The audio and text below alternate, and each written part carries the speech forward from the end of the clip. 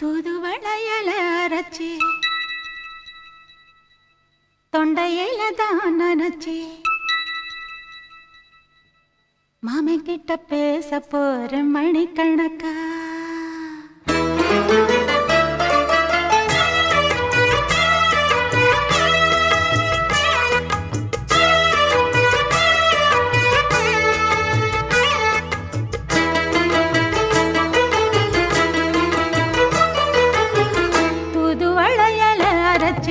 தொண்டையில தான் நினைச்சு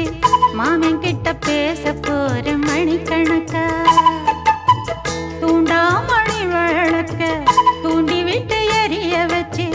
உன் முகத்தை பார்க்க போற